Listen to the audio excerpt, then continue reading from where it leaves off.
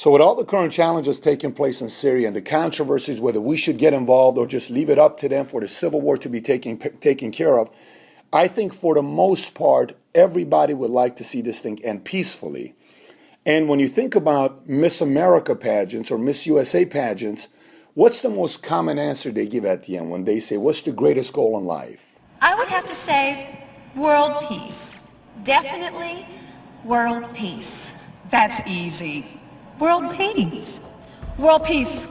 I personally believe that U.S. Americans are unable to do so because some people out there in our nation don't have maps, and I believe that our education, like such as in South Africa and the Iraq, everywhere like such as, and I don't know about the last one, but for the most part, the answer is world peace.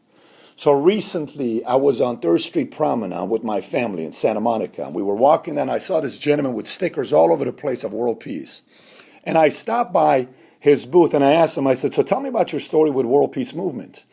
And he says, well, I got involved in the rally 30 years ago, met my wife there, and I've been involved and done a lot of great things. I said, but I want to ask you a question. What is your formula for world peace? And I've asked this question from so many people. I have yet to hear one answer, one formula for world peace. And by the time we were done speaking, I think the conclusion we came up with is that we're not necessarily seeking world peace. It's really freedom we're seeking because one is attainable while the other one is not sustainable. So, but let's look at it. If we did want to have world peace, what would the conditions need to be? We would probably need to have the same religion, same faith, same way of raising our kids, same rules. A lot of things would be to have the same thing without any differences. And is that really possible?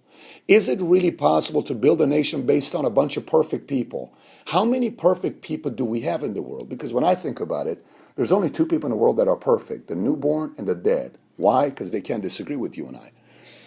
So think about it in a whole different way. Imagine if we were to put a few kids in a room together, they're all 3 years old, and we gave them some toys. How long would it take before we started hearing, that's mine, Billy hit me, Charlie bit my finger, Ow, Charlie! Ow! Johnny pushed me? How long would it take? Why? Because from the moment we are able to form an opinion as kids, we are different. And you know what? That's okay, because conflicts are part of our lives. It's my message of the week to you.